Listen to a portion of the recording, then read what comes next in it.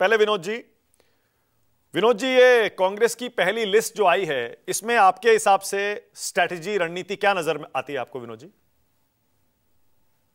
देखिए, कांग्रेस की जो 39 उम्मीदवारों की पहली लिस्ट है, इसमें मुझे दो बातें महत्वपूर्ण लगती हैं। पहली बात तो यह महत्वपूर्ण है कि कांग्रेस ने अभी वो लिस्ट जारी की है जो बहुत ही सेफ साइड से, जो नॉन कंट्रोवर्शियल सीटें हैं उनकी, उनको उसने घोषित किया है।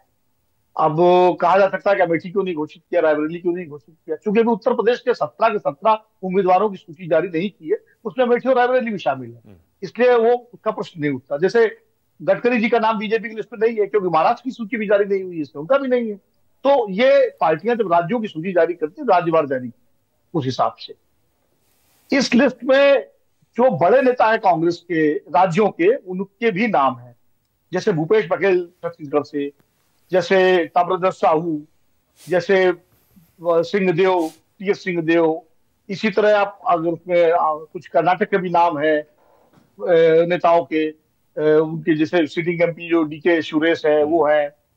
तो जहां जहां उनके पास बड़े मजबूत उम्मीदवार हैं, उनको उन्होंने उसको उतारा है।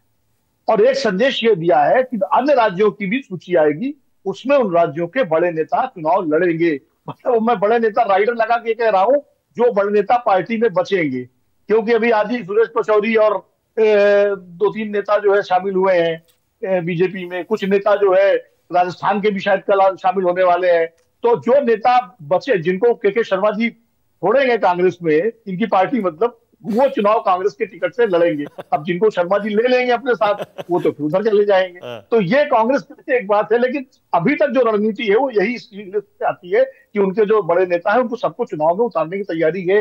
अशोक गहलोत को, सचिन पायलट को, दिग्विजय सिंह को, इस तरह से। तो मुझे एक तो ये लगता है। दूसरा ये, अभी जो लिस्ट आई है उसमें उन्होंने बहुत सेफ साइड से जो उनके कैंडिडेट है उनको उतारा है। अब आगे जो जटिल सीटें हैं, जैसे उत्तर प्रदेश में 17 कौन से होंगे, बिहार में क्या होगा, महाराष्ट्र में कैसे आएंगे, वो मामला अब आना है। तो मुझे लगता है कि मैं तो इसी नजर से देख रहा हूं कांग्रेस की 47 उम्मीदवारों की सूची। ओके।